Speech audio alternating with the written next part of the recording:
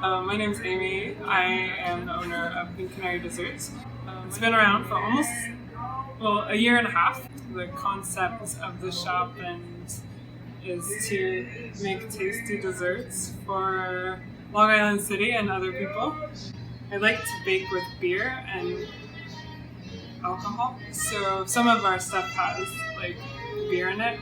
We make a really good beer brownie that's very popular, and the cake over there is a coconut cake and it has an IPA lemon curd. So we make adult things as well as we make very tasty treats for younger people too. So yeah, we do classes and have parties too.